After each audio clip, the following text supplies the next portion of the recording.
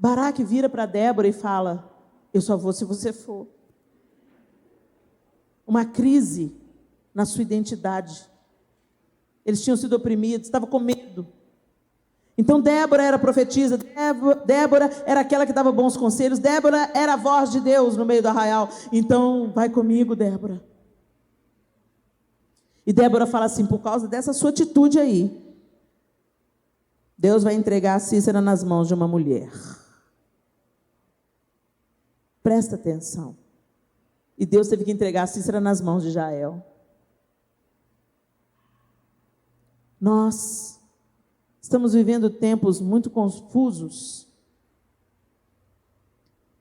E essas distorções que a gente tem visto na violência doméstica, por exemplo, esse mês é o mês que comemora o Agosto Lilás, que é contra a violência doméstica. Quantas mulheres têm morrido pelas mãos dos próprios companheiros? Como que nós podemos mudar esse número? Deixa eu contar a vocês uma coisa. Quando há uma figura, eu estava conversando com uma amiga minha, doutora Ilma, psicóloga, com várias especializações. Eu estava perguntando para ela: doutora Ilma, qual que é por que um homem se torna violento? Por que um homem bate na própria esposa, na companheira da vida dele? Ela falou assim: Helena, pela minha experiência de consultório, posso te dizer da minha experiência de consultório, eu não sei de pesquisas recentes mais conclusivas, de uma maneira global, geral, mas a minha experiência de consultório é o seguinte: normalmente, quando a mãe é uma figura, às vezes a mãe cresceu sendo abusada pelo pai, ela apanhava do pai, ela era subjugada pelo pai, ela não tinha voz, ela era abafada pelo pai e ela vivia essa amargura. Então, o que acontece? Ela me contou vários exemplos. Esse menino cresce vendo o pai sendo duro, sendo abusivo com a mãe, e ele vê a mãe se sujeitando àquilo e não reagindo, não saindo daquele lugar de abuso, e aquilo vai causando um dano na psique daquele menino, que também se torna, aí um erro, a mãe está sendo abusada, não faz nada para sair daquele lugar de abuso, ela apanha, ela não faz nada para sair daquele lugar de abuso, e aí ela faz do filho o depositário das suas angústias. Então ela começa a compartilhar com o filho a sua dor, ela começa a fazer do filho o seu conselheiro. Então o filho, ele se identifica com a mãe e ele guarda dentro de si uma raiva do pai. Alguns desses filhos, eles vão, por exemplo, e se tornam abusadores. É uma coisa muito louca, gente, na psique da gente, porque, como assim? Ele viu a mãe dele sofrer e faz a mesma coisa? Ele assume um amor doentio pela mãe, um amor que assistiu o sofrimento da mãe. Então ele não quer, e aí ele se casa, e ele começa a ver que a esposa dele é feliz, e que com eles não rola a mesma coisa. Então, no inconsciente dele, ele pensa: por que ela pode ser feliz e a minha mãe foi tão infeliz? E ele começa, então, a fazer as mesmas coisas. Aquilo que ela falou: aquilo que você não resolve, você repete. E ele começa a repetir o abuso na vida da mulher. Outros também gerados pela mãe. Aí uma mãe super poderosa, uma mãe poderosa que trabalha, que ganha, que conquista, que faz, e desconfigura o pai.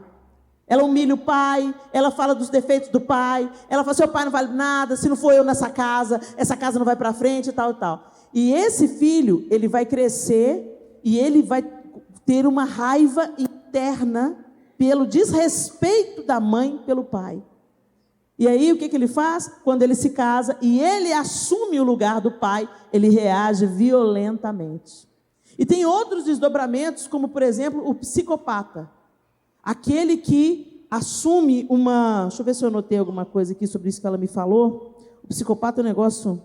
É a perversão pela raiva na relação da dor e do amor. Então, ele começa a ver, por exemplo, um filho que ele foi, por exemplo... A mãe oprimiu ele muito. A mãe bateu, a mãe oprimiu, a mãe julgou palavras ruins sobre ele. Você não vai dar nada, você só me dá trabalho. E essa mãe, ela é abusiva no trato com o filho. Aí o filho, mas ele ama a mãe. Então ele recebe todo esse abuso, essa carga de abuso, mas ele ama a mãe. Então ele começa a experimentar uma dor pelas palavras dela, mas também prazer. Ele associa as duas coisas, a fonte do amor com a fonte da dor, e essas coisas se misturam dentro dele. Então, normalmente, os psicopatas, aqueles que vão matar em série, vão matar várias prostitutas, eles se relacionam com prostitutas, matam todas, eles matam garçonetes, o serial killer, aquele cara que ele é doente por causa de uma relação não resolvida com a mãe. Então, por que eu estou te falando isso? Você é mais poderosa do que você imagina. Uma mulher, quando ela ocupa o lugar... Por isso que lá em Provérbios diz, a mulher sábia edifica a sua casa, e a tola com as próprias mãos a derruba. É porque nós é que temos as habilidades dadas por Deus para a gente se posicionar, para a gente influenciar, para a gente educar, para a gente reconciliar. Quando tem uma mulher equilibrada dentro de casa, ela vai fazendo reconciliação. Ela vai amenizando as questões. Ela vai ajudando na elaboração das coisas difíceis. Eu me lembro da Dev Tyros contando a história de uma mulher que ela conheceu na igreja onde eles eram pastores, e ela era casada com uma família mexicana, e ela era casada, essa mulher, com um alcoólatra, e o homem recebia o salário, na semana, lá nos Estados Unidos eles pagam semanalmente, né? E ele recebia o salário e ia gastar todo o salário em bebida. A família passava dificuldades sérias, e ele gastava todo o seu salário em bebida. E quando ela sabia que ele não voltava para casa, significava que ele tinha recebido o salário. Então ela amenizava as crianças, punha as crianças para dormir cedo, e os meninos falavam assim: papai é mal, mamãe, papai é mal, papai vai chegar mal, porque ele chegava embriagado e batendo nas crianças, batendo nela. E ela dizia assim: não, papai não é mal, a bebida que é mal. A bebida é má, papai não é mal, vamos orar pelo papai. E a sabedoria dessa mulher, aliviando, ela não se colocava no lugar de apanhar, claro, mas ela aliviava as tensões familiares. E esse homem, quando ele estava sóbrio, ele era um pai maravilhoso, era um marido maravilhoso, e realmente o álcool virava a cabeça desse homem. Sabe-se lá os problemas que ele carregava dentro de si, os monstros que ele carregava dentro de si, que eram liberados pelo entorpecimento do álcool. Mas essa mulher, ela se colocou no lugar de ser a edificadora do seu lar. E a Dev conta o capricho, a limpeza da casa, que as crianças andavam com roupas assim paupérrimas, mas todos cheirosos, limpinhos, bem cuidados.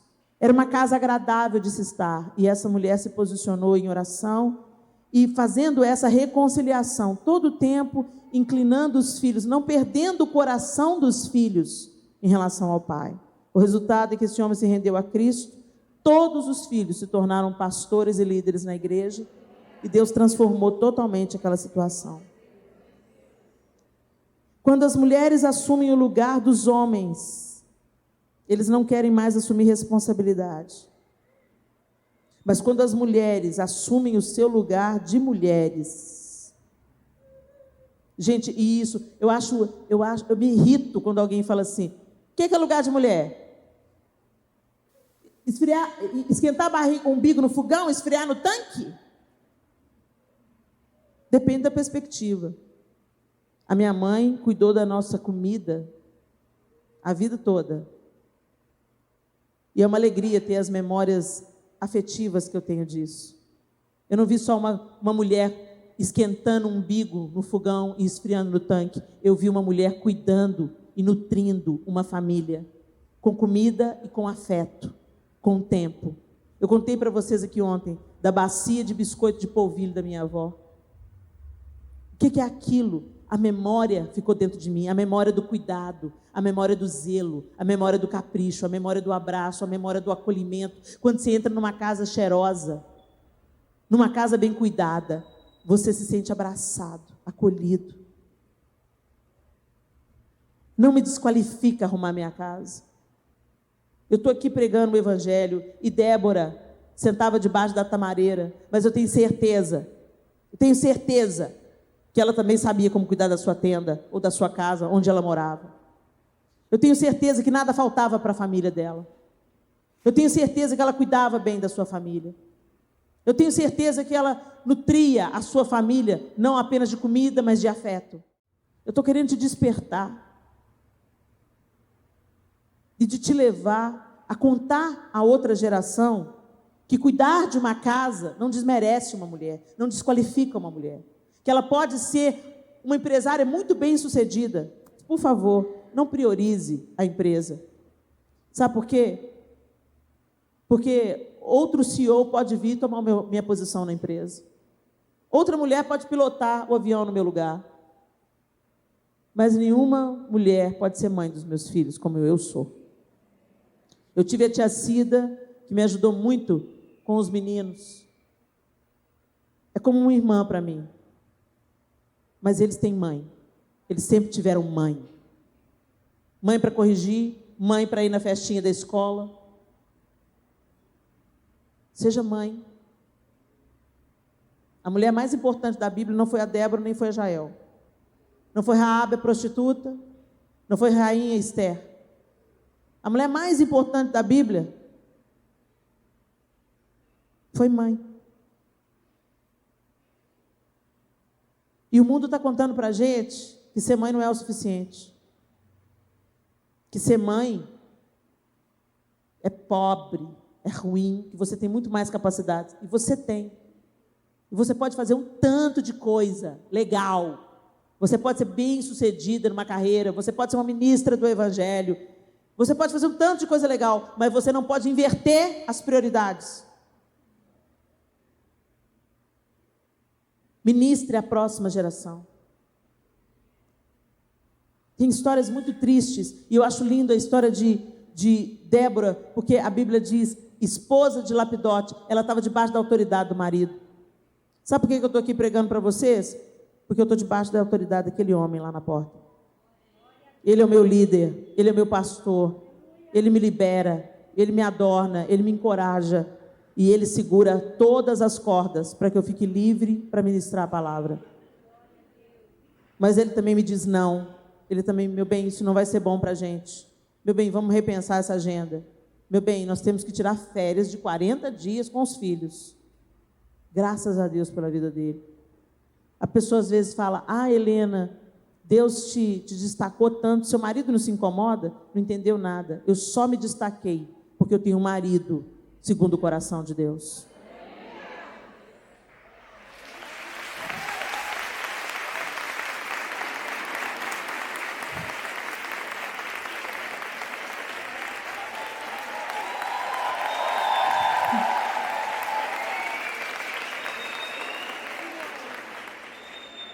E aí eu me deparo com mulheres que falam assim, mas Helena, eu tenho um chamado.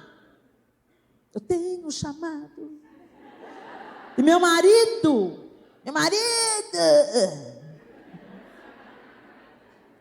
marido não deixa ir. Deixa não. Então vai cumprir o seu chamado com seu marido. Helena, mas Deus me chamou. Olha, se Deus te chamou e não chamou seu marido, tem alguma coisa errada, que Deus não é Deus de confusão. Escutasse isso no namoro. Agora casou, chupa essa manga. Namoro é hora de você conversar sobre... Namoro não é hora de ficar pegando. Namoro é hora de falar, e aí? Qual que é o seu propósito? O que Deus está falando com você? Qual que é o seu sonho? Para onde você está indo? Qual que é o seu chamado? Sabe? Não, depois eu mudo ele. O diabo te enganou. Mas Deus pode consertar. Fica firme aí. Então, o que eu quero dizer? Uma história muito triste. Uma pastora amiga minha chegou para uma moça e falou assim, oi, minha querida, tudo bem? Eu, tudo bem. Ô, pastora, eu gosto tanto de você, gosto tanto da sua palavra. Minha mãe também é pastora. Aí essa amiga minha disse assim, é mesmo? Que bênção. Seu pai também é pastor? Ela falou, não, meu pai não. Não, ele é separado da minha mãe. Ai, que triste, que coisa triste. Mas o que houve? Por que eles se separaram? Não, foi muito simples. É porque minha mãe tem um chamado. E meu pai não tinha. Aí meu pai ficou muito irritado com ela, porque ela só queria viver o chamado. E falou com ela, você vai ter que escolher, o chamado ou eu. O ministério ou eu. E ela falou, tá bom, fica com o ministério. Você está rindo? É para chorar. Essa mulher não entendeu nada. Família é ministério. Nosso primeiro rebanho, o nosso primeiro lugar de impacto é dentro da nossa casa. Para os nossos filhos, para o nosso marido, para os nossos sobrinhos, para os nossos parentes, para os nossos pais, para os nossos irmãos, para as pessoas que estão próximas a nós, para os amigos mais chegados. Se não for uma bênção na vida do Vaguinho, da Arieta, da Thaís, da Naíma, eu sou uma farsa. Se eu não for uma bênção para eles, eu sou uma mentira. Porque ser uma bênção aqui é fácil, gente. É só uma questão de vocação. Deus me deu uma vocação, eu abro a boca, vocês são abençoados, a obra dele não para, ele usa a mula, se ele quiser usar. Agora, dura coisa, está sendo usado por Deus e reprovado por ele. Essa mulher não entendeu nada. Porque o serviço para Deus não é relacionamento com Deus. O que vem acima de tudo é o seu relacionamento. Amarás, pois, o Senhor teu Deus, de todo o teu coração, de toda a tua força, de todo o teu entendimento. E amarás o teu próximo como a ti mesmo. Essa é a ordenança do Senhor. As pessoas confundem trabalhar para Deus com amar a Deus. O filho mais velho da parábola do filho pródigo estava dentro de casa trabalhando para o pai, mas não tinha nenhuma intimidade com o pai. Ele só trabalhava para o pai. Mas não tinha nenhuma intimidade, porque tem uma festa na casa dele, ele manda chamar um empregado para saber o que estava acontecendo. Isso é o DNA de que... Isso aí é a radiografia do que estava rolando naquela família. O filho era um empregado, tinha raciocínio de empregado, vivia como empregado, mas não tinha intimidade. Jesus não veio buscando empregados, Jesus veio reconciliando filhos. Mas a gente trabalha para Deus e pensa que isso substitui relacionamento com Deus. Você passa o dia inteiro na igreja, mas não tem tempo para orar, para ler a Bíblia, para ter uma vida devocional com Deus. Você viaja fazendo ministério, mas você não consegue discernir a voz de Deus no meio de um tanto de outras vozes. Pastores estão depressivos e se matando. Por quê? Porque trabalham para Deus, se dão para Deus, se dão para a obra, tanto que não tem tempo para Deus. É um engano de Satanás no nosso tempo. Há uma ordem aqui. Antes de sermos usadas por Deus, temos que ter relacionamento com Ele. E uma vez que temos relacionamento com Ele, nós vamos transbordar, gente, querendo ou não, nós vamos transbordar. Você está dentro do ônibus, você está transbordando. Você está trabalhando, você está transbordando. Você está lidando com seus filhos, você está transbordando. Você está na cama com seu marido, você está transbordando. Você está transbordando Deus. Ele é a fonte. E Ele disse, aquele que beber da água que eu lhe der não terá sede, e eu serei nele uma fonte a jorrar para a vida eterna. Mas a gente está fazendo as coisas conforme as regras desse tempo. Baraque estava se esquivando da sua responsabilidade por uma mulher como escudo. E quantos homens, meninos que nós criamos. Não é coincidência. É a colheita. Todas as vezes que a mulher sai da sua posição. E eu não estou querendo dizer que a posição da mulher é uma posição de inferioridade. A mulher não tem nada de inferior. Quando uma mulher é segura de quem ela não precisa de brigar por poder. Quando uma mulher é segura do que ela identifica quando um cara é abusivo. No namoro. Uma mulher, vivendo o plano de Deus para ela, ela vai ensinar a próxima geração de homens a como tratar uma mulher. Isso não se trata só dos filhos não, tá, gente? Eu me lembro quando nós éramos professores no CTMDT, Vaguinho foi nosso aluno, Arieta foi nossa aluna no CTMDT, e uma vez o João trabalhava no CTMDT também, na administração. E nós fomos levar um casal em casa, de namorados. E aí ele estava guiando, se eu não estou enganada, ele estava dando uma carona para a gente. E ele foi deixar ela em casa. E aí ela desceu do carro, ele arrancou o carro. João, para! Ele, quê? Para! O que foi, João? Você não arranca o carro. Você espera ela entrar em casa.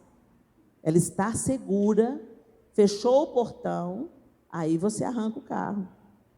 Ou então você desce do carro, você abre a porta para ela, você leva ela lá dentro de casa, se ela mora com o pai e com a mãe dela, porque essa menina não morava, morava com outras moças. E aí você volta para o carro e vai. Não é assim, despejei, não. Aí ele olhou para o João e falou assim, é assim, João? É assim. E outra, que história é aquela de você sentar na janela e deixá-la no corredor? Às vezes a gente viajava junto com o Diante do Trono, tinha alguns jovens com a gente. Aí punha a menina no corredor e viajava na janela. O João, o que é isso, cara? Está errado. Mulher para ser cuidada, mulher é uma joia fina, você protege, você cuida. Se acontecer alguma coisa, vai ter que acontecer com você, não com ela. Você está entendendo?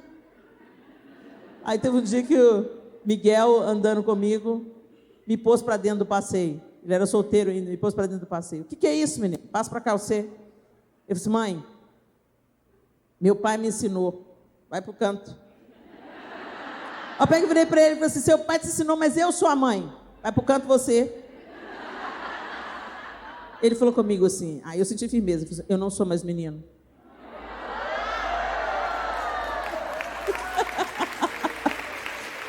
Aí eu respeitei. Falei, abaixa sua bola, deixa o menino ser homem. Bom, meu bem, vamos embora, vou no canto. Gente, nós precisamos de resgatar o que se perdeu. E ministrar a próxima geração de homens. Por que Deus pegou as mulheres para curar nesses 15 últimos anos em congresso de mulheres? Para nos voltar para a posição, para nos alinhar. Que quando uma mulher é alinhada novamente ao propósito de Deus, naturalmente o homem vai chegar no lugar. Naturalmente. Que o seu ministério, que o seu propósito, que o seu chamado, que aquilo que você faz como profissão ou dentro de casa, que nunca desconfigure a figura masculina. Eu sei que muitos abusos estão acontecendo, já como desdobramento dessa história triste de abandono. Existem homens que chegam lá no consultório da doutora Ilma que eles têm um ódio, só que eles não processam que é ódio. Ódio de mulher. Não tem a ver também com opções sexuais, não. Tem a ver com uma raiva mal resolvida por causa das figuras femininas na vida da infância dele. A professora, a mãe, uma avó que criou, a tia. A gente fala para a menina mulher assim, estuda, minha filha. Você é capaz, você é inteligente, não dependa de homem nenhum. Parece uma fala bonita, mas cuidado com as meias verdades de Satanás. A relação de amor é uma relação de interdependência, isso é saudável. Quando você escolhe amar, você escolhe depender. Não é uma disputa, não é rivalidade. Mas tantas distorções foram feitas.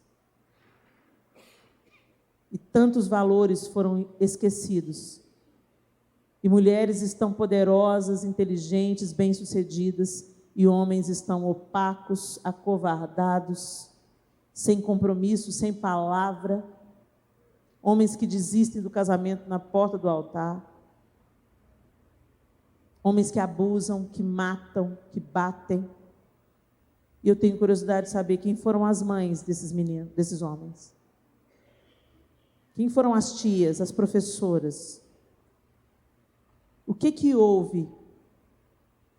Porque a mulher, ela ensina, mesmo sem palavras, a generosidade, a docilidade, a solidariedade, o afeto. Isso vem do feminino. E nós estamos tão preocupadas com nossos projetos de poder pessoal, que a gente negligenciou a próxima geração. E nós precisamos de clamar a Deus por uma resposta, uma solução e uma mudança de atitude. Que daqui a 20 anos, uma nova geração seja levantada.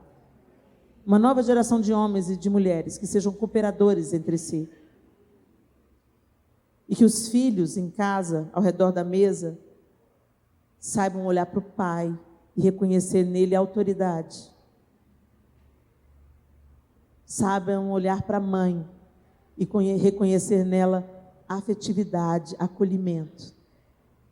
E ver a força dos dois somando e não dividindo.